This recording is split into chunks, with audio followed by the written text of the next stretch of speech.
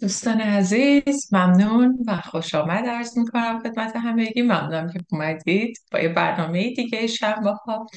یک هفته در میون در مجموعه زندگی زیبا با ما باشید.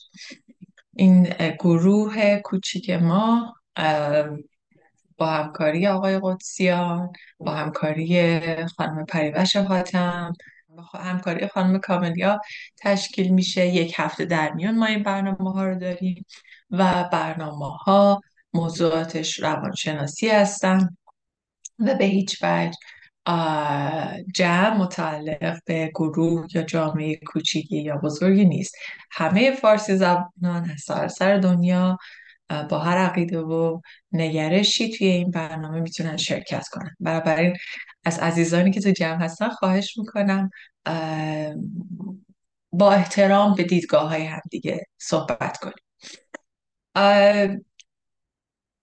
اما برنامه امروز موضوعش زندگی، در واقع سلامتی، حفظ سلامتی بعد از در واقع دوران بازنشستگی یا بعد از میان سالی هست. اجازه بدید من شیر اسکرین کنم و بریم بالا. رفتن سن. میدونم که برنامه امروز برنامه‌ایه که موضوعی که مخاطب خاص داره. افرادی که دلشون میخواد در سنین بالاتر زندگی با کیفیتی داشته باشن، افرادی که دلشون میخواد وقتی که بعد از سن بازنشستگیشون میرسه زندگی رو داشته باشن که توش سلامتی، توش هوشمندی، حفظ توانایی ها و قوای ذهنی و خیلی توانایی هایی که ما داریم، زندگی با کیفیتی رو داشته باشن. بنابراین خواهش میکنم بعد از اینکه برنامه رکوردش وارد کانال شد، برای عزیزانی که این نگرش رو دارن، نگاه پر از امید و با همت زندگی سالم رو دارن، لطفا بفرستید برای اونا تا اونا هم استفاده کنن. اما برنامه امروز چیه؟ عزیزان، وقتی که ما سنمون بالا میره یه سری تغییراتی تو بدنمون ایجاد میشه. درست همونطوری که در دوران نوجوانی یه سری تغییراتی تو بدن ما ایجاد شد، همونطوری که در دوران بلوغ و یا مثلا برای خانم ها در دوران بارداری یه سری تغییراتی در بدن ما ایجاد میشه. مسیر زندگی ادامه پیدا میکنه و به یک جایی میرسه، رشد ادامه پیدا میکنه و رشد در دوران کهنسالی هم به تداوم خودش در واقع حرکت میکنه و ادامه.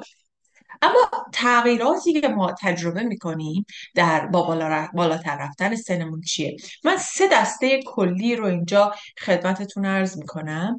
دسته اول تغییرات جسمانی هستن، دسته دوم تغییرات در سیستم عصبی یا ساختار مغز و دسته سوم تغییرات شناختی که به نوعی مربوطه به اون سیستم عصبی، ولی خب در دو دسته جداگونه معمولا بررسی میشن. بعد از اینکه این تغییرات رو درباره‌شون مختصرا صحبت کردیم، نگاه خیلی مختصری داریم به اینکه نگاه سلامت به اینکه حالا من دارم به سالهایی از عمرم رسیدم که اون قدرت سابق رو ندارم، اون توانایی‌های سابق رو ندارم. حالا این نگاه که بخش‌هایی از وجود من داره کم کم از من جدا میشه، از من ضعیفتر میشه و یک جایی وجود من از این جسم من جدا میشه. یک نگاهی که دو نگاه روانشناختی و یک در واقع دو نگاه رو نسبت به این موضوع خواهیم داشت. یکی دیدگاه روانشناختی و بعدی دیدگاهی معنوی یا معناگرایانه درباره این موضوع صحبت کنیم. خب، اولین چیزی رو که بد نیست در مورد تغییرات جسمانی صحبت کنیم. خب هممون میدونیم فرم پوست، مو، اینها تغییر میکنه. رنگ مو تقریبا به سمت خاکستری و سفید میره و بعد از این مدتی موها نازکتر میشن. آقایون ممکنه ریزش موی بیشتری داشته باشن و در واقع خط پیشانی بالاتر میره، یا بعضی کلا موهاشون رو ممکن از دست بدن. خانم ها موهاشون کم پشتر میشه، نازکتر میشه ماهیچه های بدن چه در زنها چه در مردها تحلیل میره. یعنی اینکه در سن جوانی ما ماهیچه های بیشتری رو میتونه بدنمون بسازه، اما بعد از سنین خاصی ممکنه این ماهیچه ها بعد از حدود 40-50 ماهیچه ها شروع میکنن به تحلیل رفتن و جای اونها رو چربی ها میگیرن. بعد از حدود سن 50 سالگی چربی بدن هم شروع میکنه به کاهش پیدا کردن. از دست دادن شنوایی و بینایی.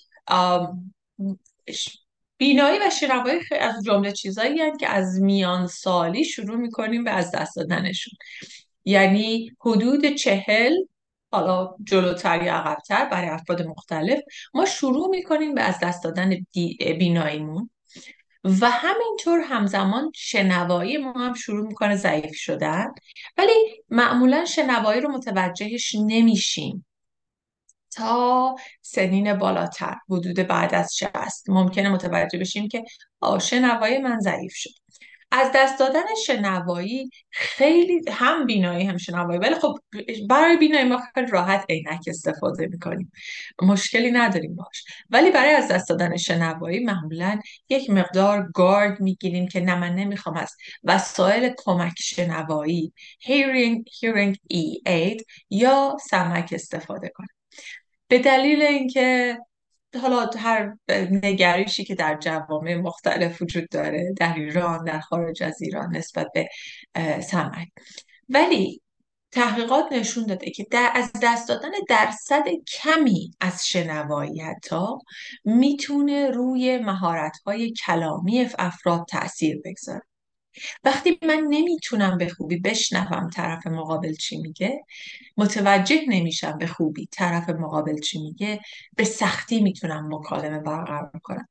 همه ما احتمالا تجربه کردیم وقتی میخوایم با یک نفر که انگلیسی زبانه، زمانی که انگلیسیمون هنوز خوب نبوده یا خوب نیست، برای من هنوز داره پیش میاد یه وقتی یه نفر با یک لهجه جدیدی حرف بزنه اینجوری نگاش کنم چی گفت و سعی میکنیم جوابش رو بدیم. به همین قسم همین تجربه رو وقتی خواهیم داشت که شنواییمون شروع میکنه به ضعیف شدن. حالا باید چی کار کنیم؟ وقتی این شنوایی ضعیف میشه، روی مهارت‌های کلامی ما تأثیر میذاره و وقتی روی مهارت‌های کلامی ما تأثیر بذاره، اگر ما از جمله آدم‌هایی باشیم که سعی میکنیم خب من نمیشنوم پس ترجیح میدم مثلا حرف نزنم، اجتناب میکنیم از موقعیت‌های پرچالش، اتفاقی که برامون میفته اینه که کم کم روی این اجتناب از مهارت، از روابط اجتماعی و گفتگوهای جدید با آدمهای جدید که صداشون ناشناس برای ما، روی مهارت‌های شناختی ما، روی توانایی ذهنی ما اثر میذاره. بنابراین شنوایی از جمله چیزاییه که خیلی مهمه. بذارید اون خجالت و ای وای چی شد و از این حرفا، من چرا نمیشنوم، خیلی خوب، حالا دیگه از این به بعد باید سمعک استفاده کنم. اون تابوها، برچسب‌های ذهنی منفی رو باید گذاشت کنار و استفاده کردن از کمک شنوایی، دستگاه‌های کمک شنوایی خیلی کمک میکنه به حفظ کردن مهارت‌های ذهنیمون. پس عینک و سمعک ممکنه لازم بشه، نه در همه، ولی اگر ما این اتفاق برامون بیفته. حساسیتمون به رنگ‌ها از بین میره، کمتر میشه، نگه از بین میره، ببخشید. من عاشق رنگ‌ها هستم و وقتی که فکر میکنم الان یکم نور کمم، رنگا رو اونطوری که باید نمیبینم، خیلی دلم میلرزه. امیدوارم همیشه بتونم رنگها رو ببینم، ولی حساسیت ما نسبت به رنگها یه مقداری کاهش پیدا میکنه. در واقع اون سلول های مخروطی شکلی که در ریتنا یا شبکیه چشم ما وجود دارن کمی تغییر پیدا میکنن، رشته های عصبی کمی تغییر میکنن و رنگ ها رو ما یه مقداری شاید کم رنگ تر میبینیم. یکی دیگه از تغییرات این قضیه که از شما بپرسم چند سال هستید، اجازه بدید بعداً بهتون بگم. موضوع مهمیه اما باید بعداً گفته بشه. از جمله دیگه تغییرات جسمانی که وجود داره تغییر در هورمون هاست. هم زنها و هم مردها تغییرات هورمونی زیادی رو تجربه میکنن. آقایون میزان تستوسترونشون کاهش پیدا میکنه. خانم ها بعد از حدود 50 یا زودتر یا دیرتر شروع میکنن تجربه یائسگی رو. و همه اینها میتونه تغییراتی در میل جنسی افراد ایجاد کنه. در بعضی ها میتونه به دلایل روانی عملکرد جنسی یا میل جنسی رو کمیت و افزایش بده. توضیح میدم چطور. ولی به طور کلی هورمون ها اون ساپورتی رو که مثلا توی 18 سالگیمون در مورد رابطه جنسی داشتیم دیگه ندارن.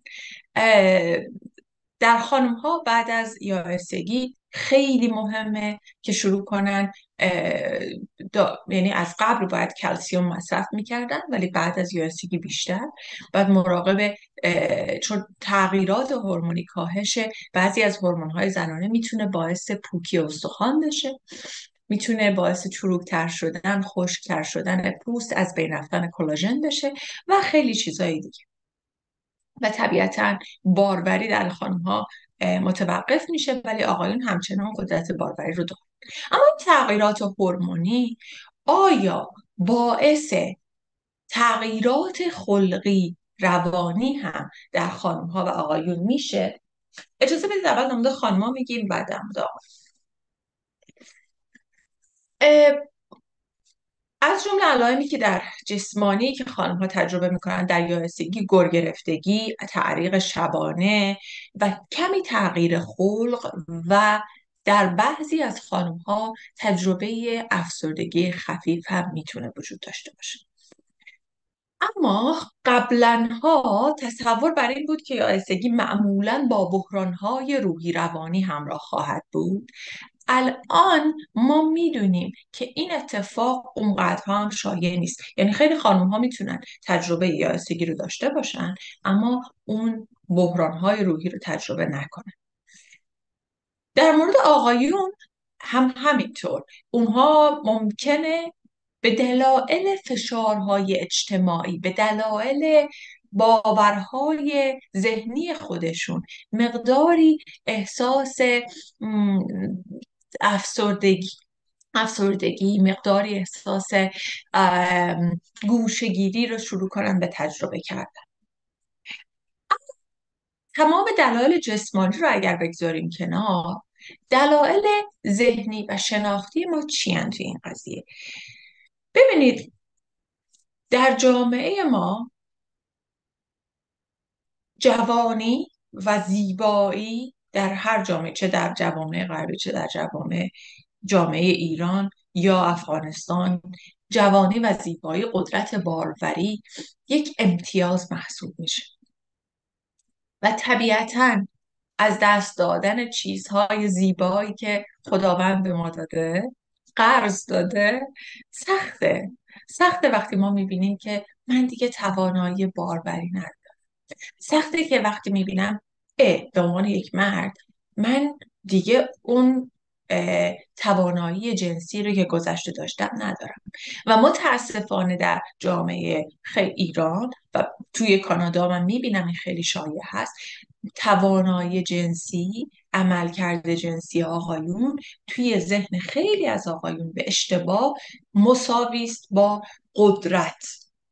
من قدرت جنسی دارم، یعنی به جایی که بگن من عملکرد جنسی میتونم داشته باشم یا نداشتم، من قدرت جنسی دارم. یعنی به نوعی هویت خودشون رو، آیدنتیتی خودشون رو، منیت خودشون رو، این هویت خیلی چیز مهمه. یعنی من اگر این نباشه دیگه من نیستم.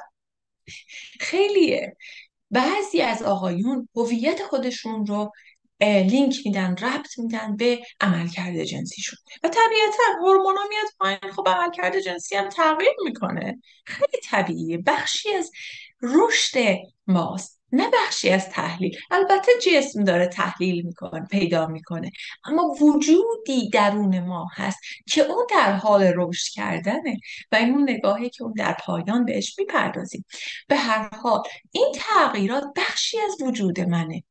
به جای اینکه حالا به خصوص حالا چه مرد چه زن، من این تغییرات رو در وجود خودم بپذیرم و به عنوان بخشی از رشد حیات خودم سلبریت کنم، اونا رو قدردانی کنم. من این تغییرم درم ایجاد شد، ببین من دارم بالغتر میشم، من دارم پخته تر میشم، من دارم آماده تر میشم برای یک رشد بزرگتر. به جای که اینطوری بهش نگاه کنم، چه کار میکنن؟ خیلی از آقایون از داشتن رابطه جنسی با خانمشون اجتناب میکنن. چرا؟ به دلیل اینکه احساس میکنن من اون قدرت رو ندارم. اون قدرت کلمه غلطیه. نه، من دارم تغییراتی رو تجربه میکنم. هویت من توانایی جنسی من نیست. خیلی از آقایون ممکنه از داشتن رابطه جنسی از خانمشون اجتناب کنن با خانمشون، و بعد اون میلی که به هر حال وجود داره میبینیم که سر از این ور اون ور در میاد. یعنی چی؟ یعنی چون ما همیشه در تجربه های با افراد جدید، در تجربه اولین رابطه های جنسی هیجان خیلی زیادی رو تجربه میکنیم، در نتیجه هورمون ها میان شروع میکنن بیشتر ترشح شدن. بعد مثلا آقایون فکر میکنن که، حالا توی این مورد مثال آقایون میزن، خانم‌ها رو هم توضیح، آقایون فکر میکنن که من چطور با این خانمی که اینجوری این ویژگی ها رو داره، من این هیجان رو میتونم تجربه کنم ولی با خانم خودم نه. لابد خانمم رو دوستش ندارم، لابد خانم من یه مشکلی داره که من این احساس رو تجربه میکنم. نه، اصلا اینا نیست. این یه تغییر طبیعیه که در وجود انسان داره میفته. طبیعیه که من وقتی در کنار یک نفر سالهای زیادی زندگی کردم، اون شوری رو که روز اول داشتم ندارم. یک عمق پیدا کرده این رابطه، و این عمق اتفاقا، این محبت عمیق، این اعتماد متقابل اتفاقا که در هیچ رابطه کوتاه مدت پرهیجان دیگه ای وجود نداره، باید باعث بشه که من صادقانه درباره توانایی های خودم، ضعف های خودم، نگرانی های خودم، اگر عمل کردم اونجوری که فکر میکنم نیست، بتونم با اون شریک زندگی، شریک و قرین و همدم زندگیم حرف بزنم و چه کنم؟ مشکل رو با هم حل کنیم. اگر اسمش رو بشه گذاشت مشکل. خیلی از وقتا ما تصوراتی داریم از توانایی خودمون که باید این باشه که خب واقع بینانه نیست. این از آقای. اما خانم ها اون فشاری که جامعه میاره که باید زیبا باشن، فشاری که جامعه میاره روی ارزش های جوان بودن و نگرانی هایی که خودشون دارن از درباره میل جنسیشون. گاه اوقات خانم ها، گفتیم آقایون چه کار میکنن برای اینکه بگن من هنوز اون توانایی رو دارم، بعضی وقتها واکنش وارونه در روانشناسی بهش میگیم نشون میدن. یعنی یا سعی میکنن بیش از حد حالا رابطه جنسیشون رو نشون بدن که من توانایی دارم، یا میرن دنبال آدمای جدید. در بعضی از آقایون، ببینید اینی که میگم نه اینکه همه آقایون این کارو میکنن، ولی آمار خیانت در زندگی های مشترک بعد از حدود 50 و بین 50 تا 70 سالگی اوج میرسه در آقایون. در خانم ها متفاوته. خانم ها ممکنه به دلایل، اونها هم حالا دلایل مختلف میتونن خیانت کنن، ولی در آقایون این اتفاق در به اوج میرسه. یکی از توضیحاتش این که هویتشون رو با توانایی جنسی میخوان در واقع ربط بدن. اما در خانم ها حالا دو تا واکنش میتونن نشون بدن: یا یک مقداری آرامش خاطر از اینکه من دیگه باردار نمیشم، میتونم با خیال راحت رابطه جنسی داشته باشم. یکی دیگه اینکه حالا واکنش وارونه، من هنوز قدرت جنسی خودم رو دارم، هنوز توانایی جنسی خودم رو دارم، من هنوز میتونم فعال باشم، و یک مقداری تلاش بیشتر برای اینکه من نشون بدم من وارد مرحله جدیدی از زندگیم نشدم. و این دوباره به جای تمام این تلاش ها، چقدر خوبه که زن و مرد یا حالا زوج، دوتا مرد ممکنه باشن، دوتا خانم میتونن باشن. ما نمیتونیم آدم ها رو توی دسته فقط ذهنی خودمون نگه داریم. زوج در کنار هم با هم صادقانه درباره ترس هاشون، نگرانی هاشون، توانایی و ضعفشون بتونن صحبت کنن. اما این تغییرات هورمونی فقط حالا مربوط به مسائل رابطه جنسی و غیره نیست، خیلی چیزای دیگر رو هم در بر میگیره. وقتی که این تغییرات اتفاق میفته، مقاومت بدن در برابر بیماری های جسمانی کاهش پیدا میکنه. ببینید اینجا یک نموداری گذاشتم، نمودار نیست، چی بهش میگیم، یک میله هایی رو اینجا گذاشتم که 18 تا 44 سالگی در افرادی که بین 18 تا 44 سالگی هستن. رنگ آبی کسایی هستن که دو تا بیماری کرونیک یا بیماری حاد رو دارن تجربه میکنن. رنگ سبز سه تا حداقل بیماری کرونیک یا حاد رو دارن تجربه میکنن. بیماری حاد مثلا بیماری که دراز مدت با مثلا قند خون، فشار خون، چربی خون، نارسایی کلیه و کبد و نمیدونم الی آخر بیماری های حاد همیشه انگار با ما میمونن یا طول میکشه تا درمان بشه. در سن 45 تا در دسته گروه سنی 45 تا 64 سالگی ببینید دوباره چقدر میزان حداقل داشتن دو بیماری حاد، خط آبی میرسه به اینجا و در سه تا دوباره چقدر نسبت به 18 تا 44 سالگی افزایش پیدا کرده و بالاتر از 65 سالگی میبینیم که کاملا بالاتر هست، تقریبا سبز در با سه تا بیماری کرونیک دو برابر 45 تا 65 سالگی هست. خب حالا توی این بخش یک سوال خیلی مهمی که باید بپرسیم از خودمون، توی این اسلاید قبلی بود گفتم بعدا خدمتتون میگم. اگر از شما بپرسن که احساس میکنید چند ساله هستید، فکر کنید به این سال چند ثانیه. اگر از شما بپرسن سن تقویمیتون رو کاری نداریم، سن شناسنامه‌ای رو کاری نداریم، توی حستون اینه که چند ساله هستید.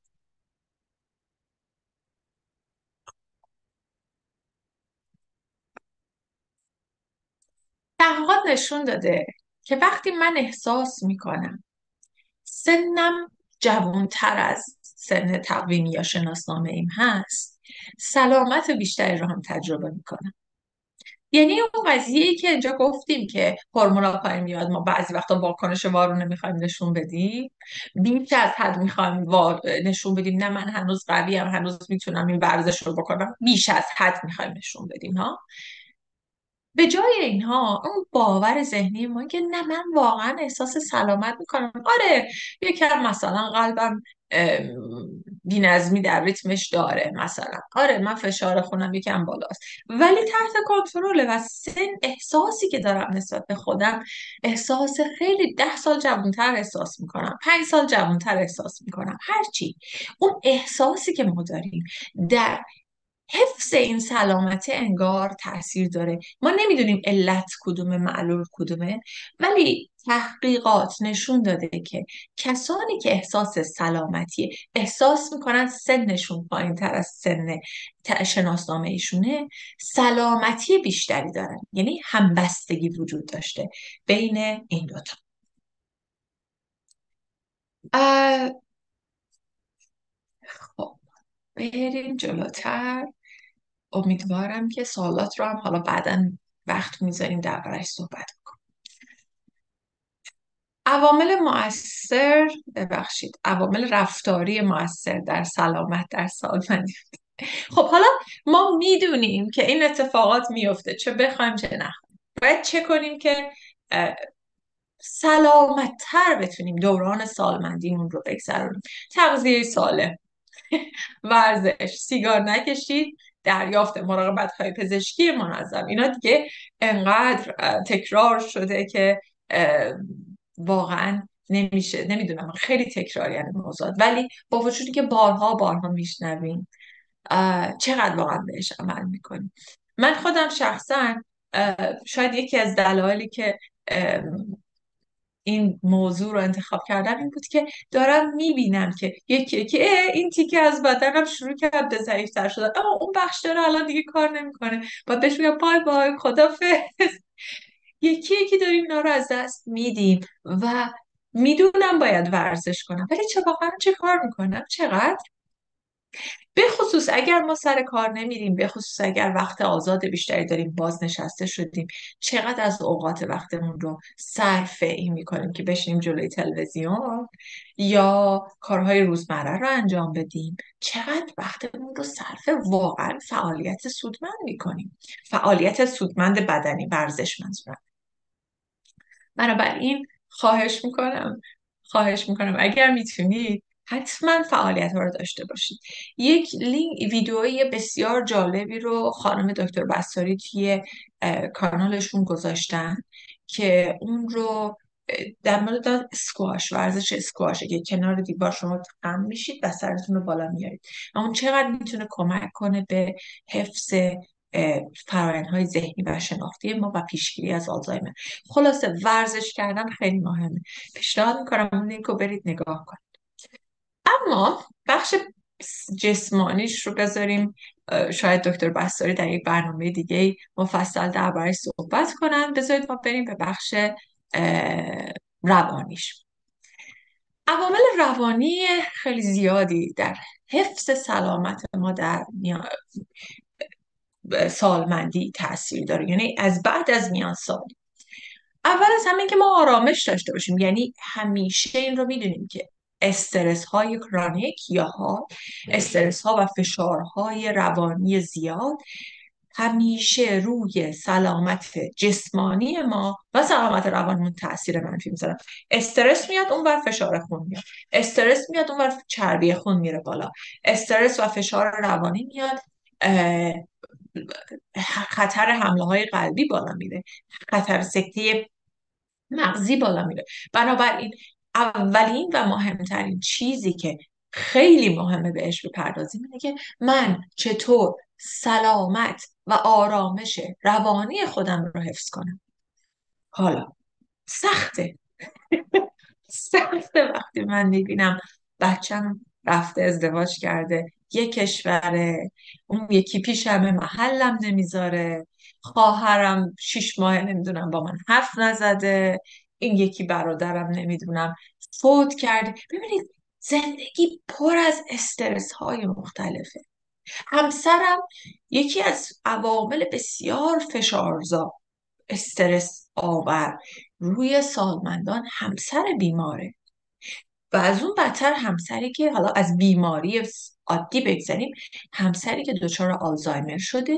آلزایمر یه مرحلهش به پارانوید میرسه و رفتارهای پرخاشگرانه. من چجوری میتونم آرامش داشته باشم توی یک همچین شرایطی؟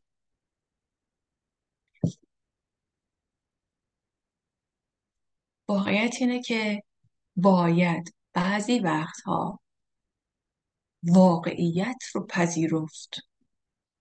من سالمندایی رو میشناسم که وقتی همسرشون مثلا آلزایمر داره و میاد میگه که به خانومش یا خانمی به آقای، اغلب به خاطر تفاوت‌های سنی آقایون اول آلزایمر دارن، میان به خانم میگه که پولای من کو، بعد خشن میشه پولای منو تا برداشت، اصلا پولی وجود نداره اینجا. نه اون کمدی که نمیدونیم کجاست، اون کمد برو درش رو باز کن و بریم مثلا پولای منو به من بده. یا آقایی که در کمد میخواد باز کنه که بره تو کوچه، نمیشه.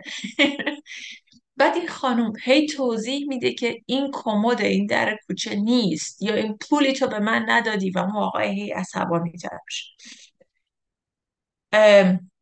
یا اون خانم هی توضیح میده تو فراموش کردی، تو یادت نمیاد، اون مرد عصبانی تر میشه. خانم هم میشناسم که وقتی همسرشون میگه که پولای من کو، ببینید پذیرش واقعیت این نیست که من هی بخوام به آدم توضیح بدم که چه کن، نه این پولی وجود نداشته. ما میدونیم این فرد در مقابل من رو نمیشناسه، میدونیم که یا اگر من میشناسه هر چه میگه از یک در واقع بیمار این فرد تو بیماری سخت رو داره میگذرونه. من دلیلی نداره بخوام با این آدم چونه بزنم براش چیزی رو توضیح بدم. بهش خانمایی رو میشناسم اینجوری جواب میده. باشه باشه، بریم بهت پولتو میدم. میخوای اول بهت مثلا قرص تو بدم، بیا بریم تو آشپزخونه. به همین سادگی ماجرا رو رد میکنه. ماجرا واقعا ساده نیست. نمیخوام خدای نکرده سختی دوران سالمندی رو ماسمالیش کنم با این دو جمله.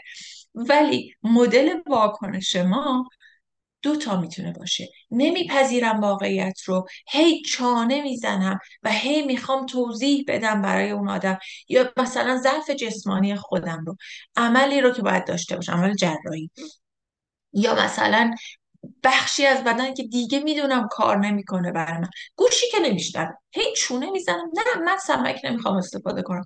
خب این نپذیرفتن واقعیت ها تنها نتیجه ای که برای ما داره بالا بردن استرس.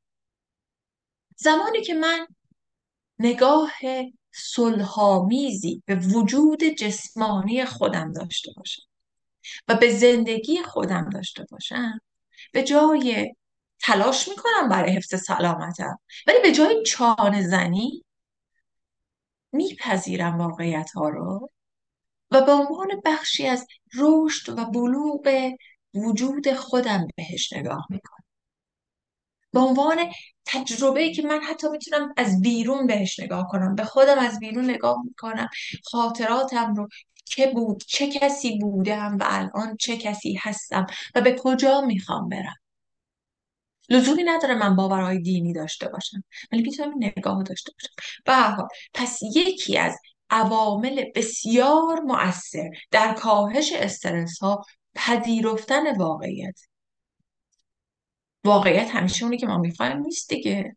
اگر همسر من به من خیانت کرده تو سن 65 سالگی، من چیشو بپذیرم؟ جواب خیانت کرده دیگه، الان میخوای چیکار کنی؟ بعضی از ما میشینیم میگیم که چرا خیانت کرده، کاش که این اتفاق نمیافتاد، نه قبل از اینکه این اتفاق بیفته اینجوری بود اینا افکار نیست که به من کمک کنه. واقعیت اینه که الان این اتفاق افتاده، حالا میخوام چیکار کنم. الان این واقعیت چیزیه که اتفاق چانه زنی همیشه باعث افزایش استرس و فشار روانی میشه. به هر حال، یکی دیگه از عوامل مؤثر در حفظ عوامل روانی در واقع مؤثر در سلامت، هوش بالاتره. خیلی جالبه.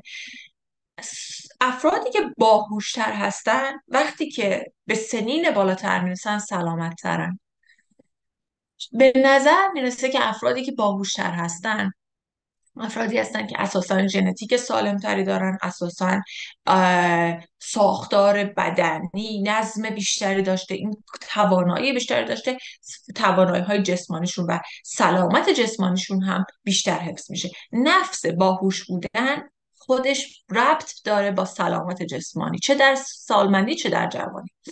اما افراد باهوشتر سبک زندگی هوشمندانه تری هم دارن.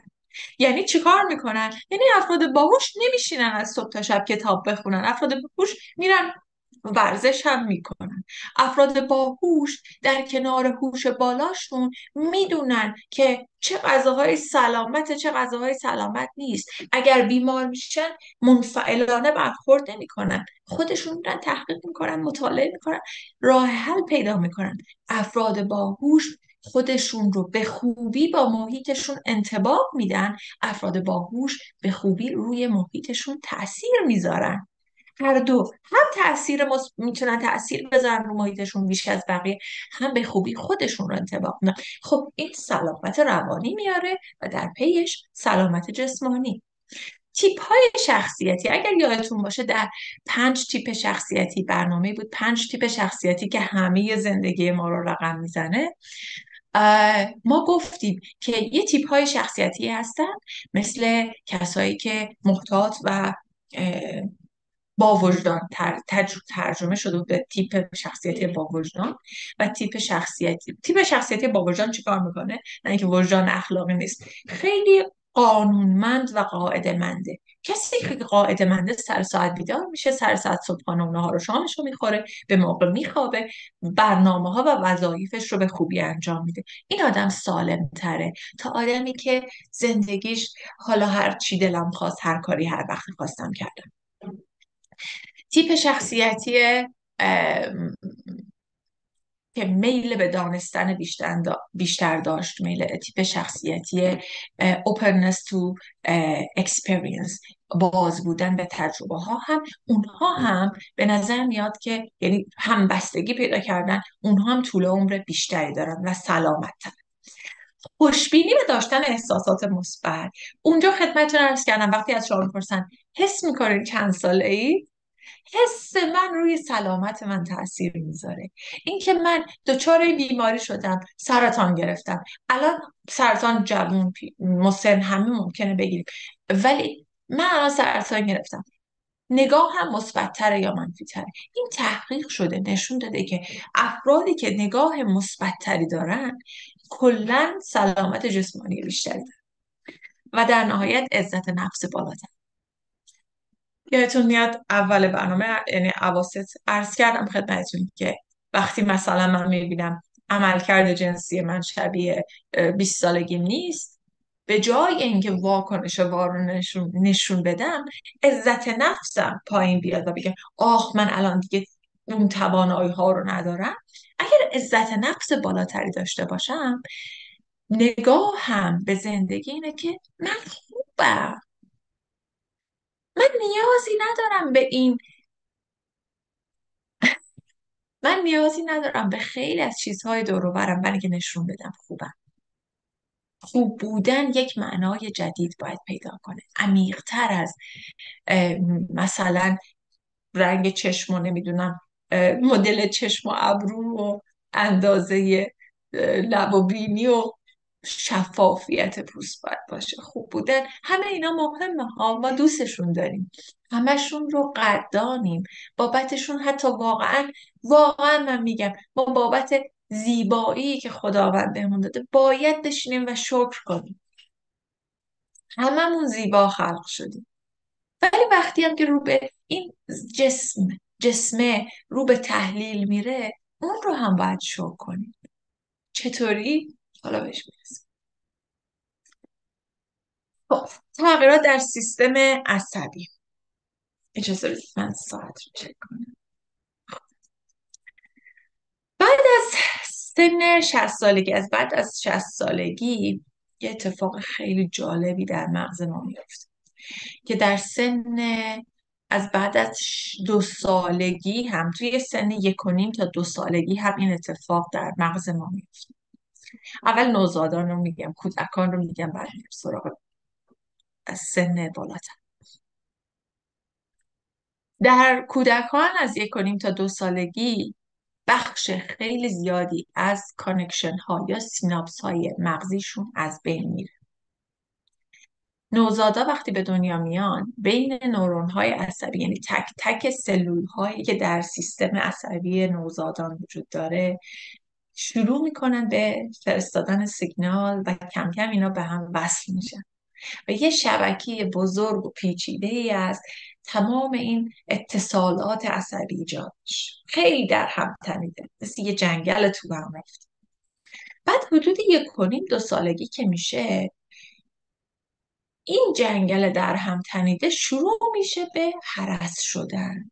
میبینیم که به شکلی خیلی طبیعی در همه بچه ها خیلی از این سیناپس ها یا این اتصالات عصبی شروع میکنن به از بین رفتن بدون دلیل. دلیلش در واقع اینه که کودک یاد گرفته که مثلا صدای کلمه نیست، ولی صدای ماما کلمه است. پس در نتیجه اون بخشی که اون ارتباطات بی ربط و نامربوط و ناکارآمد هست از بین میره و شاهراهای عصبی که بعداً تبدیل میشه به ساختار کلامی، تبدیل میشه به درک زوایا، مثلا زاویه هایی که توی ریاضی ما یاد میگیریم، همه اینا برمیگره به همین از بین رفتن بعضی از این نورون های کانکشن های یا اتصالات عصبی.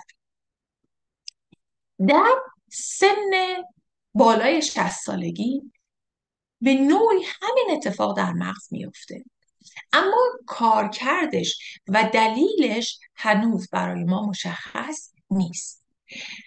بخشی از نورون‌های فعال در مغز، نورون‌هایی که کار دارن میکنن، اتصالاتشون از بین میره و بعضی از نورون‌های فعال حجمشون کاهش پیدا میکنه. اما این کاهش در حجم نورون‌ها و از بین رفتن بعضی از اتصالات هیچ رابطه بین این اتفاق با مثلا فراموشی، با مثلا کم شدن حافظه یا پایین اومدن کارکردهای شناختی ما نداره. این یک اتفاق طبیعی هست که برای همه سالمندان ممکنه برای همه سالمندان میفته، برای سالمند که حدود 60 سال برای همه افراد میفته و باعث تخریب توانایی‌های شناختی نمیشه. تخریب توانایی‌های شناختی چیزای دیگه است، حالا خدمتتون عرض می‌کنم. پس این اتفاقات کاملا نرمالن. پس یکی از تغییراتی که در سیستم عصبی میفته برای همه ما همین کاهش و تغییر حجم نورون ها هست. اما وقتی که میگیم فردی دچار زوال عقل میشه یا دمنشیا میگیره، چی داریم میگیم؟ دمنشیا یا زوال عقل یک اختلال، یک بیماریه که طبیعی نیست. اینطوری نیست که هر کسی که سنش بالاتر از یه حدی رفت باید دچار دمنشیا یا زوال عقل بشه. نه، ما خیلی افراد بسیار سالمند رو داریم که در کمال صحت و سلامت ذهنی باقی میمونن و توانایی خودشون رو میتونن حفظ بکنن. ما یک سری بیماری هایی میگیریم که ممکنه دچار زوال عقل بشیم، مثل آلزایمر، مثل پارکینسون، مثل بیماری هانتینگتون یا حتی بیماری ایدز. ببینید خیلی از این بیماری ها مربوط به سن بالاتر نیست، یعنی میتونن بعضی از این بیماری ها در هر سنی اتفاق بیفتن. اما شایع ترین علت زوال عقل بیماری آلزایمر هست که درصد خیلی بالایی از بیماری های دمانشیا رو در بر میگیره. برعکس اون اتفاقی که گفتیم اندازه و سیناپس های نورون های عصبی تغییر میکنن و یک اتفاق طبیعی و نرمال هست، زوال عقل یک بخش طبیعی یا نرمال از بالا رفتن سن نیست. یعنی اینجوری نیست که من اگر بخوام سنم بالا بره حتما پس دچار زوال عقل هم خواهم شد. نه، این بستگی داره به خیلی عوامل دیگه. ببینم من اینجا چی دارم. آره، نه داریم ده. بستگی داره به خیلی عوامل دیگه. اما به چه عواملی ربط داره؟ بذارید بریم جلو و ببین. خب من اینجا یه عکسی داشتم که نمیتونم نشونتون بدم. این عکسی رو که اینجا گذاشتم ببینید، این بخش قرمز رنگه، بخش هیپوکامپوس در مغز انسان هست که باعث میشه که در واقع این بخش از مغز وقتی که از بین میره و شروع میکنه به تحلیل رفتن که ما دچار بیماری آلزایمر میشیم. اجازه بدید یکم در مورد آلزایمر صحبت کنیم و بگیم که خب حالا باید چه بکنیم براش. اولین اتفاقی که میفته آلزایمر باعث میشه که روی در واقع توانایی‌های ذهنی ما تاثیر بذاره. مثلا بیماری پارکینسون اولین اتفاقی که میفته روی مهارت‌های حرکتی ما تاثیر میذاره. کنترل ما روی ماهیچه نه، روی حرکت‌های ماهیچه‌ای ما نه اثر میذاره. ولی توی بیماری آلزایمر اولین اتفاق مهارت‌های شناختی هستند که شروع میکنن به تحلیل رفتن. بعد فرد شروع میکنه به فراموش کردن یادگیری های جدید. یعنی من اه، خاطرات کودکیم رو کاملا به یاد میارم. اه، ولی یا الان یادم نمیاد. بگذارید من یک خاطره ای رو از پدر بزرگم بگم اینجا و یادی هم از ایشون بکنم. من پدر بزرگ من بسیار فرد فرهیخته ای بودن. من کتاب ایقان، فرائض، مفاوضات، بخشای از قرآن، خیلی چیزها رو پیش ایشون یاد گرفتم. یعنی ایشون واقعا خیلی چیزها رو خیلی خیلی تسلط داشتن به کل اینا رو به من یاد میدادن. و یکی از چیزهایی که خیلی آدم روش توضیح میداد پدر بزرگ من، اصطلاح سبحات جلال در کتاب ایقان. پدر بزرگ من بعد از این دچار آلزایمر شد و بعد از یک سفری که من رفتم ایران دیدن ایشون، به پدر بزرگ منو نگاه میکردم، گفت تو کی هستی؟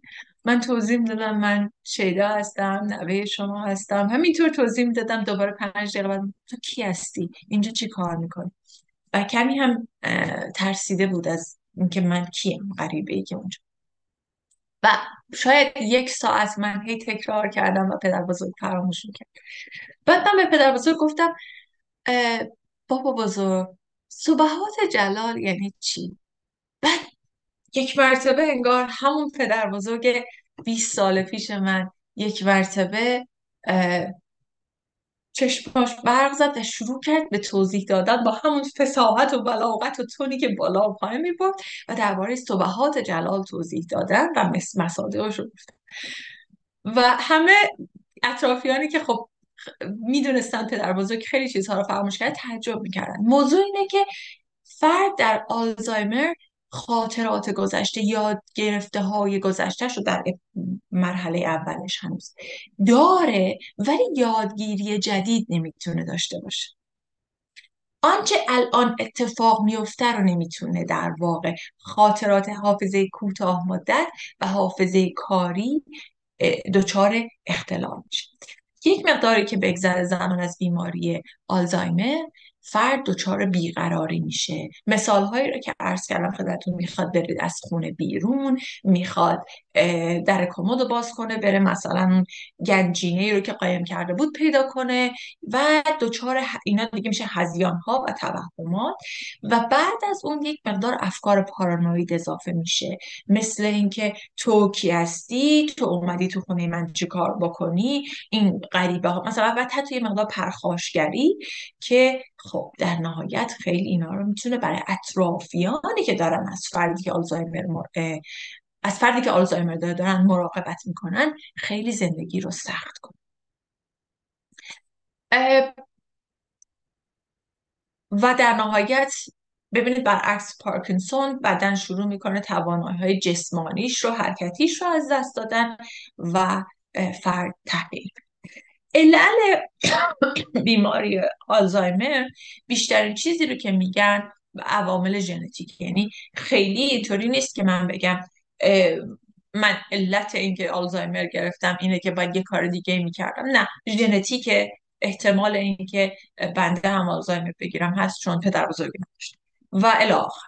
حالا بریم ببینیم عوامل مؤثر در پیشگیری از آلزایمر. با وجود اینکه مهمترین علت این بیماری ژنتیک هست و هنوز ما نه درمانی براش پیدا کردیم و نه در واقع علل واقعیش رو میتونیم پیدا بکنیم، فقط میدونیم چه اتفاقی در مغز میفته، چه نوروترانسمیترهای کاهش پیدا میکنن، ولی خود اینکه علتش چیه رو نمیدونیم یا چطور جلوش رو بگیریم.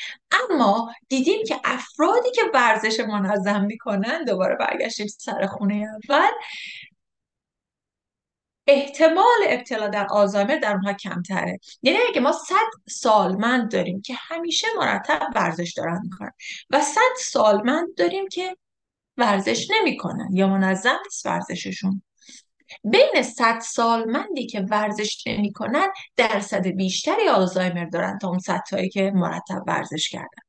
ورزش کردن جلوی آلزایمر رو نمیگیره، اما احتمال ابتلا رو پایین میاره یا به تعویق میندازه، یعنی به تأخیر میندازه.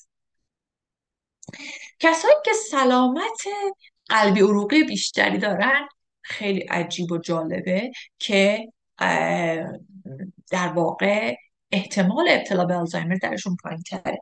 اما این ماجرا با وجودی که به نظر ما عجیبه، قلب من چه ربطی داره به آلزایمر، خیلی جواب جالبی میشه براش پیدا کرد با اون ویدئویی که عرض کردم خدمتتون در گروه دکتر بستاری. حتما میتونید برید و ببینیدش. تحقیقاتی که کردن دیدن وقتی که خون رسانی به مغز به طور نوسانی بالا و پایین میشه و این خون رسانی به بخش های ساقه مغز، چون دقت کردیم اون بخش قرمز رنگی که توی مغز نشون دادم خیلی در واقع مغز میانی یا مغز حتی پایه ساقه مغز رو در بر میگیره، به همین دلیل خون رسانی به اون نواحی مغز خیلی مهم. برای همین بیماری های سلامت قلبی عروقی کمک میکنه در پیشگیری از آلزایمر. سیگار نکشیدن، قند خون نداشتن، فشار خون کنترل شده، همه اینا تک تک تحقیق شده و دیدن بین اینها و آلزایمر همبستگی منفی وجود داره. یعنی مثلا فشار خون که بالاتر میره، بیماری های فشار خون در این جمعیت بالاتره، آلزایمر هم ببخشید بالاتر میره، همبستگی مثبت وجود داره. داشتن رابطه سالم با دوستان و خانواده مهمه عزیزان، که ما روابط اجتماعی خوب و سالم داشته باشیم. من اگر احساس تعلق بکنم، اگر احساس کنم کسانی هستن که دوستان منن، کسانی هستن که من میرم باشون میشینم چای میخورم، بیسکویت میخورم، با همدیگه کوکی درست میکنیم، با همدیگه میشینیم گپ میزنیم، حال روانی من بهتر میشه، حال جسمانی من بهتر میشه، احتمال ابتلا به آلزایمر من کمتر میشه. عذر میخوام. احتمال ابتلا به بیماری آلزایمر کمتر میشه. این داشتن روابط سالم با دوستان و خانواده بسیار مهمه.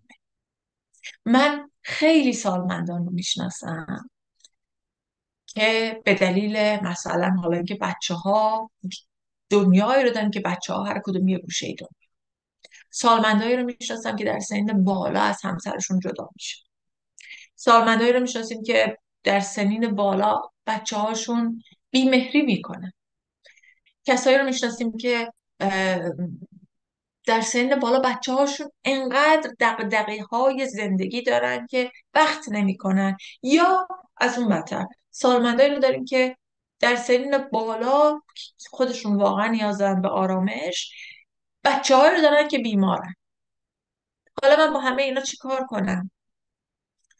عرض کردم، یک، بپذیرید واقعیت رو، همینه که هست. خیلی بده ها، خیلی بده، ولی همینه که هست. من چی کارش کنم؟ خیلی خوب، من بچه‌م بیماره، خیلی هم دلم میخواد حالش خوب باشه ها، ولی خب نیست. پس از این بچه‌ای که بیماره انتظار این که مثل یه آدم سالم برخورد کنه با من ندارم. بچه‌ای که مشکلات خود روحی روانی خودش رو داره انتظار این که بیاد چرا به من احترام نمیذاره رو ندارم. خب اصلا این آدم مشکلش یه جای دیگه است. چرا به من احترام نمیذاره، چرا به من سر نمیزنه؟ ببین، انتظار غیر واقع بینانه است. انتظارات غیر واقع بینانه رو باید از ترجیحات زندگیمون جدا کنیم. این جمله رو لطفا به عنوان کلید زندگی داشته باشید. انتظارات غیر واقع بینانه از ترجیحات زندگی باید جدا بشه. یعنی من ترجیح میدادم همسرم سالم، ترجیح میدادم بچه هم پیشم بودن، اما انتظار ندارم از بچه‌ای که میدونم بیمهره حالا بیاد یهو با مهر بشه. خب بیمهره، من چی کارش کنم؟ ببینید، انتظار داشتن با ترجیح دادن دوتاست. وقتی انتظار دارم هر باری که زنگ نمیزنه ناراحتم، ولی وقتی میگم ترجیح میدادم، انتظار نداره، زنگ نزدم. ببینید کمتر آسیب میبینید. به خاطر خودتونم که شده این جمله کلیدی بسیار مهم رو که از خودم هم نیست لطفا در ذهن داشته باشید. این جمله کلیدی به درمان شناختیه. تو درمانهای شناختی میگن بین انتظار و توقع و ترجیح داشتن تفاوت قائلش. انتظار نداشته باشید از آدمی که همسری که آلزایمر داره الان شما رو بشناسه. خیلی دردناکه بعد از 50 سال 60 سال زندگی همسر من بیاد به من بگه تو کی هستی؟ تو حالا دیگه منو نمیشناسی. این خیلی به قلب آدم رو میشکنه. ولی همینه که هست. حالا من بشینم بابتش قصه بخورم اون آدم عوض میشه؟ نه. بیشتر قصه شاید بخورم شاید عوض بشه؟ نه، نمیشه. باهاش چونه بزنم عوض میشه، باهاش دعوا کنم عوض میشه؟ نه. باید بعضی وقتها واقعیت رو عین اونی که هست پذیرفت. خب، پس روابط سالم. اگر بچه هم پیشم نیستن دوست پیدا کنم، این که دست خودمه. دوستو که میشه انتخاب کرد. روابط سالم خیلی تاثیر مثبت داره در سلامت روانی به طور کلی و پیشگیری از آزار. فعالیت‌های منظم شناختی و یادگیری. من آیا جدول کلمات حل میکنم؟ آیا سودوکو بازی میکنم؟ سودوکو اگر نمیدونید حالا میتونید سرچ کنید، خیلی چیز ساده و جالبیه. آیا سعی میکنم با گوشی که اعصاب من رو خورد میکنه هر روز یه چیز جدیدی میاد خودم رو با تکنولوژی جدید منطبق کنم؟ حالا برای همه سخته این تکنولوژی جدید. خود من واقعا اهل تکنولوژی نیستم، ولی نفس این که خودمون رو مجبور کنیم گوشی جدید یاد بگیریم باهاش چطور کار کنیم، این یه یادگیری جدیده. یه تحقیق کردن سالمندایی که آلزایمر آردی داشتن، م؟ اومدن بهشون عکاسی یاد دادن. عکاسی با دوربینای شروع کردن بهشون عکاسی یاد دادن و یه سری تکنیکای عکاسی رو شروع کردن و این فعالیت رو بعد انجام دادن. دیدن نفس یادگیری یه مهارت ساده مثل عکاسی، البته عکاسی میتونه خیلی حرفه‌ای و پیشرفته باشه، ولی در سطح خیلی ساده و ابتداییش کمک میکنه به جلوگیری از پیشرفت سریعتر آلزایمر. بنابراین فعالیت‌های منظم شناختی و یادگیری. گاهی اوقات ما باید خودمون رو به چالش بندازیم. به انگلیسی میگن get out of your comfort zone. از اون هیته راحت خیلی نرم و جای نرم و راحت خودم باید بیام بیرون، کاری که سختمه انجام بدم. برام سخت انگلیسی یاد بگیرم ولی این کارو میکنه. برام سخت فرانسه یاد بگیرم ولی این کارو میکنم. شاید خیلی پیشرفت نکنم. یادگیری زبان دوم خیلی جالبه. تحقیق خیلی جالبی شده بود توی برنامه دیگه مفصل درباره یادگیری زبان دوم ما صحبت کردیم. ولی یادگیری زبان دوم، افرادی که حالا چه از بچگی یاد گرفتن دو تا زبان یا در سنین بالاتر شروع میکنن یادگیری زبان دوم رو، به طور کلی توانایی های ذهنیشون کمتر دچار تحلیل میشه. دو زبانه ها کلا که احتمالا خیلی از شما اینجا باید باشید، دو زبانه ها به طور کلی کارکردهای شناختی بهتری دارن.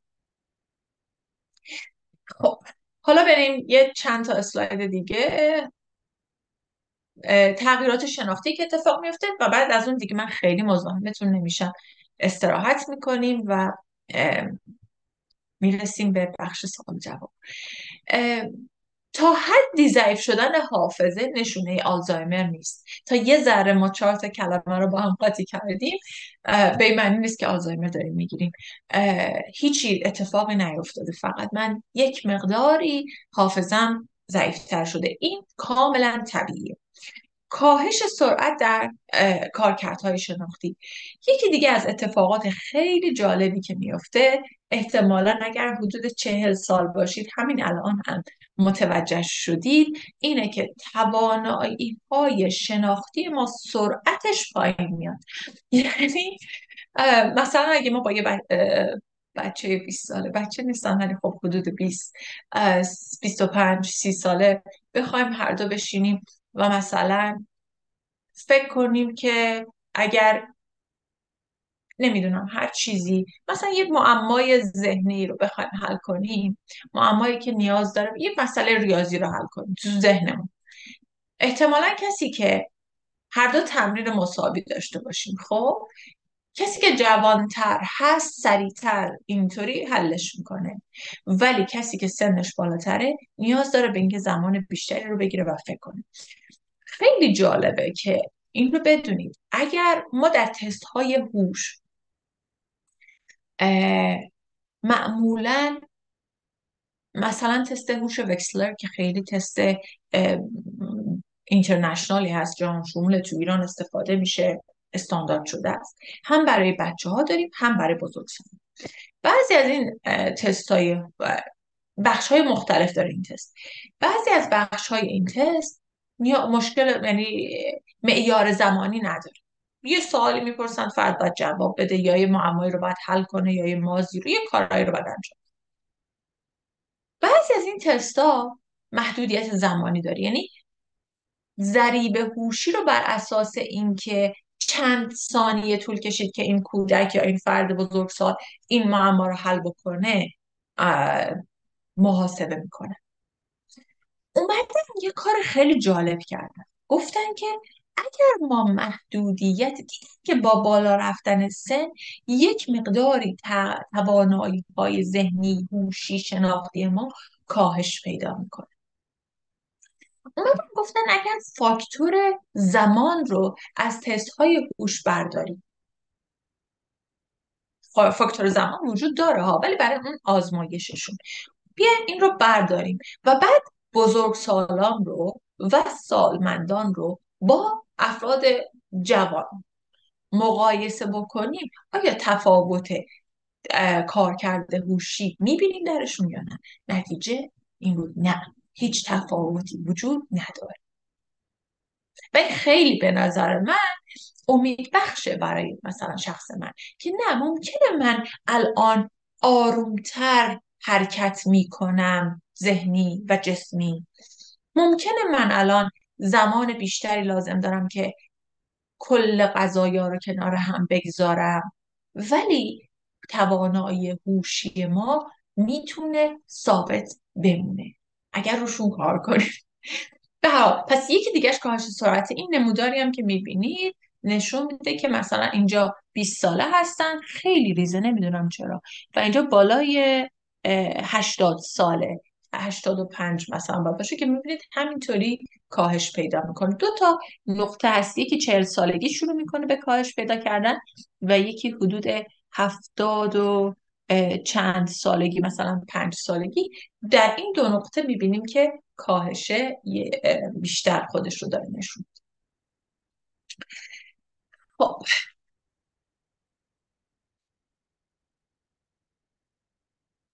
چه کنیم که این کارکردهای شناختیمون، توانایی هوشی و ذهنیمون رو حفظ کنیم؟ داشتن یه شغل خیلی مهم. اگر شغلی دارید سعی کنید شغلتون رو حفظ کنید.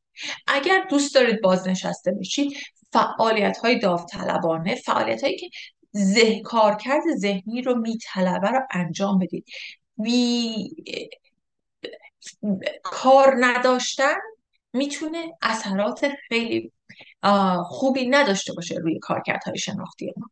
و بعد درگیری های ذهنی، دو زبانه بودن رو هم که خدمتتون عرض کردم.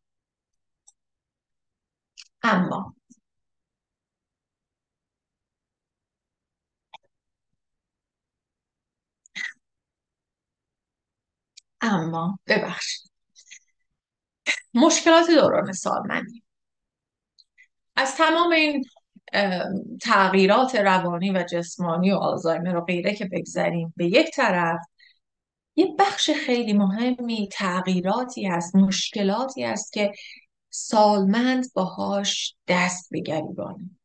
یعنی یکیش اینه که شرایط اقتصادی سالمندان معمولا تغییر میکنه. ما بعد از بازنشستگی شرایط اقتصادیمون تغییر میکنه و دچار مشکلات اقتصادی بودن در سالمندی میتونه خیلی شرایط رو سخت کنه.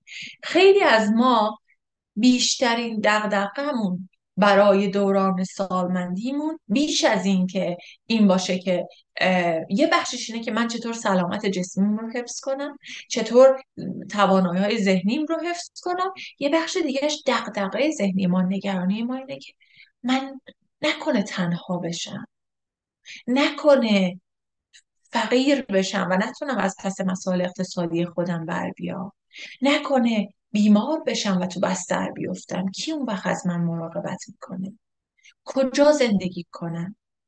اگر همسرم کنارم نباشه چی میشه؟ عزیزانم رو از دست شروع میکنیم در یه سنی عزیزانمون رو بیشتر میبینیم. خواهرم، برادرم، همسرم، عزیزانی رو که اطرافمون داریم شروع میکنیم به از دست دادن. و این نگرانی برای این قضایا و بعد مواجهه واقعی با این قضایا میتونه افسردگی رو در سالمندان بالاتر ببره. در واقع اینها دغدغه هایی است که ما ممکنه تقریبا همه ما تو ذهنمون داشته باشیم که من چه خواهم کرد یا چه باید بکنم. از دست دادن عزیزان خودش یک پروسه بسیار سختیه، یک در واقع اه، برنامه شاید کاملا مفصل دقیق و خیلی ارزیابی شده و چندین ساعته لازم داشته باشه. و بذارید حالا اینجا فقط یک نگاه توی یک اسلاید بخوایم بهش بندازیم اینه که وقتی که این تحقیقی بود که روی افرادی شد که بهشون در واقع بیماری داشتن که اه، درمان نداشته، بیماری که در واقع چی میگن اه، در انتظار فوت یا مرگ بوده، فردی که دچار بیماری شد. به اون فرد گفتن ما نمیتونیم کاری برای شما بکنیم، مثلا چه میدونم 6 ماه فرصت دارید، 1 سال فرصت. اه، واکنشی که ما از نظر روانی نشون میدیم به خبری مثل این چیه؟ اولین واکنش انکاره. یعنی نه، غلط، یه همچین چیز درست نیست، نه من باور نمیکنم، یعنی نه، همش نگفتن و انکار کردن. احتمالا خیلی هم خوبه ها، باید بریم نظر پزشک دوم رو ببینیم، مثلا پزشک سوم، شاید یه کسی درمانی پیدا بکنه. شروع میکنیم درمان های مثلا ام، غیر از پزشکی مدرن امروزی، مثلا طب سوزنی، طب هومیوپاتی و غیره رو شروع میکنیم تجربه کردن. در مبارزه هستیم با اینکه بگیم نه، یه همچین اتفاق برای من قرار نیست بیفته. بعد از یه مدتی وارد مرحله بعدی میشیم که عصبانیته. عصبانی از اینکه این پزشکا این کارو نکردن، اون آدما این کارو نکردن، اگر مثلا چه میدونم فلان بچه ها به من رسیده بودن اینطور، شروع میکنم از خودم عصبانی میشم، من اگه ورزش کرده بودم اینطوری نمیشد و الی آخر. بعد میرسیم به مرحله چانه زنی با خدا. و بعد از اون یک جایی میرسه که مثل اینکه خدایا این نذر رو میکنم، اگر اینطوری بشه این کار میکنم اینجوری. و بعد از اون به یک جایی میرسیم که ببینید این پذیرفتن نیستا، منفعل شدنه، افسردگیه. منفعل میشی. پذیرفتن یعنی که من میدونم این اتفاق داره میفته و آمادش میخوام بشم. و بعد در نهایت ممکنه برسیم به مرحله پذیرش. حالا این هم در مورد کسانی است که خودشون بیماری سختی رو دارن که در انتظار مرگ باشن، میتونن باشن، یا عزیزی رو داریم که در انتظار مرگه، یا عزیزی رو از دست دادیم. در تمام این موارد این اتفاق میفته. انکار میکنیم، عصبانی میشیم، چانه زنی میکنیم. حتی وقتی یک فردی فوت میکنه، ما در مراسم سوگواری میبینیم اون کسی که داغ داره میگه خدایا برش گردون، تو که بزرگی اون فرد رو زنده کن دوباره. و حتی ما در تا این حد شروع میکنیم به چانه زنی و این خیلی سخته. این رو در رو شدن با این این در واقع مشکل.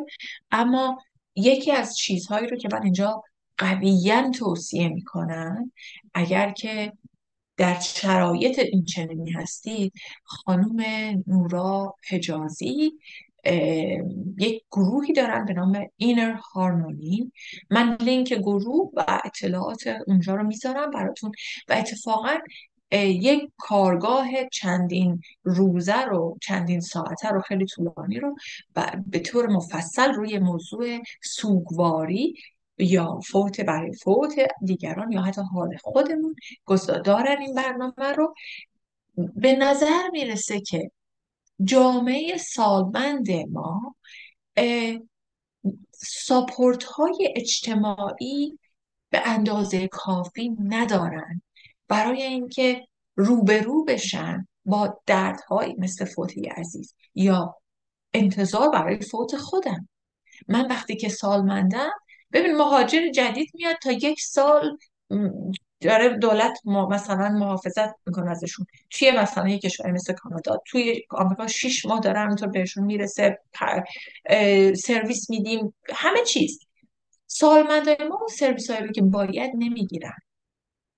حالا چه توی ایران، چه توی کشوری مثل افغانستان، چه توی حتی کشوری مثلا کانادا یا کشورهای اروپایی که بعضیاشون خیلی هم تازه بدتر. بنابراین توصیه میکنم این برنامه رو اگر که میتونید برید شرکت کنید و استفاده کنید. برنامه خیلی خوبیه. ایشون استاد دانشگاه هستن و این برنامه رو با قیمت خیلی مناسبی گذاشتن برای اینکه برای همه واقعا قابل دسترسی باشه. خب لینک برنامه ایشون رو من بعدا میذارم. حالا یادم اومد که خب بریم جلو. من این اسلاید در واقع آخره یه بخش خیلی زیادی رو درباره اینکه ما چه کنیم وقتی که با مشکل روبرو میشیم، هر مشکلی، صحبت کردیم. اما خیلی گفتیم که چطور از سلامت جسممون رو مراقبت کنیم، چطور از سلامت روانمون مراقبت کنیم، چطور همه اینا روی سلامت زندگی کردن در دوران سالمندی به ما کمک میکنه. اما یک نکته خیلی مهم پشت تمام ایناست که هی سو نقطه هایی رو وسط برنامه عرض کردم خدمتتون و اون معنای زندگی هست عزیزان. مهم نیست که من چه باور دینی یا غیر دینی دارم. مهم نیست که من ایتیستم، باور دارم که خداوندی وجود نداره و بعد از مرگ من تموم شدم، از خاکم به خاکم میرم، هیچی هم تهش نیست. میتونم من چنین باوری داشته باشم. میتونم باور داشته باشم که روحی وجود نداره. میتونم هم باور داشته باشم که روحی وجود داره، یا باورهای مذهبی داشته باشم که بعد از مرگ این اتفاق میفته، بعد از 3 روز این اتفاق میفته، بعد از 5 روز. هر چی، هر باوری که دارم فرق نمیکنه. من معنای اون باورهای من معنایی به زندگی من میده که اون معنا رنگ سختی های زندگی من رو تغییر میده. در مورد اینکه بپذیریم واقعیتی رو که جسم من رو به تحلیل خیلی صحبت کرد، اما چه واکنشی من باید نشون بدم به این جسمی که رو به تحلیل؟ آیا من با این قلبی که سالهای سال برای من تپیده در صلح هستم یا ازش عصبانیم؟ دارم دائم نق میزنم، دائم نگرانم که نکنه اینطوری بشه، نکنه. یا اینکه هر از گاهی وقتی که با خودم تنها، اگر نگاه دینی مذهبی دارم، وقتی دعا میخونم برای قلبم بگم که خدایا شکرت که این قلب برای من تپید. با خود قلب صحبت کنم، بگم مرسی که این همه برای من تپیدی. باور کنید به محض اینکه دستتون رو روی قفسه سینه‌تون میذارید و به این جسم میگید مرسی که این همه سال با کم و زیاد من ساختی، همراه من بودی، رفتی. این من یک چیزی فراتر از این جسمه، اون منی که اون درونه. ای جسم مرسی که همراه من اومدی و با کم و زیاد من ساختی. هرچه من به تو بدی کردم، غذای بد بهت دادم، نور نامناسب دادم، هرچه بدی کردم، تو همچنان ساختی با این من سرکش. ممنونم که همراه من بودی و میدانم این بخش خیلی جالبه. من میدانم که تو روزی از من جدا خواهی شد. باید مسیرش رو بره. این جسم میره به چرخه طبیعت، میره، کاریش نمیشه کرد. این منه که میمونه و حالا یا یاد من هست، نام من هست که میمونه. من انواع مختلفش رو میگم چون ممکنه من فکر کنم که بعد از مرگ دیگه روحی نیست. اگر فکر میکنم نام منه که باقی میمونه، و چه خوبه که یاد و نام خوش از من باقی مونه، یا اگر باور به روح دارم، روح منه که باقی میمونه و رشد میکنه. و وقتی ما نگاهی داریم، نگاه صلح‌آمیزی داریم به کلیت وجود خودمون، بعضی وقتها این تحلیل رفتنهای جسم خیلی غم انگیزه، واقعا سخته. من تا دیروز میتونستم رانندگی کنم، حالا امروز جواز گواهی رانندگی من رو از من گرفتن. خیلی حس بدیه، میدونم، ولی وقتی من با صلح میرسم به خودم، خیلی از این سختی ها رو آرامتر پشت سر میگذارم، با آرامش بیشتری میپذیرم. در تقلا و چانه زنی با این جسم نیستم، در صلح و دوستیم. و زمانی که میرسه که من از این قفس، حالا دیگه اینجا نگاه صرفا مذهبی روحانی، زمانی که میرسه که من از این قفس جسم که بسیار تنگ و سخت و تاریکه، از این قفسی که انگار هزاران چشمه میبینه ولی فقط مثلا 100 متر مرتب، خیلی تنگه، خیلی کوچکه. زمانی که میرسه از این جسم آزاد میشم، زمانی که میرسه که بدون قید و بند هر جایی، هر کاری، هر حس آزادگی رو که میخوام میتونم داشته باشم، سرور حقیقی لانهایه‌ای که در هیچ جایی نمیشه تجربهش کرد. زمانی که به اون مرحله از رشد رسیدم، پرواز میخوام کنم.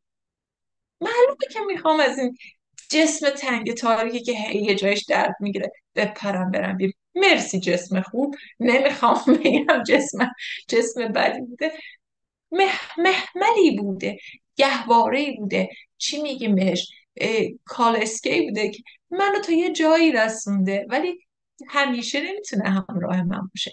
الان دیگه من پرواز دارم. بنابراین امیدم اینه که همه ما با این صلح و آرامش درون به نقطه‌ای برسیم که زمانی که قرار پرواز کنیم، لبخند روی لبمون باشه. ممنون از اینکه همراه بودید در این برنامه.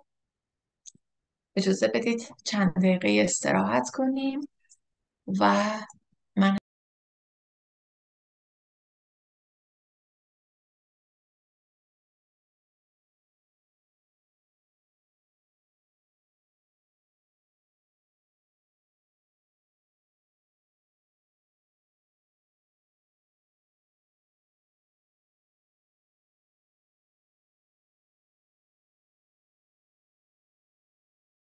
همون لینک های برنامه خانم حجازی رو براتون میگذارم.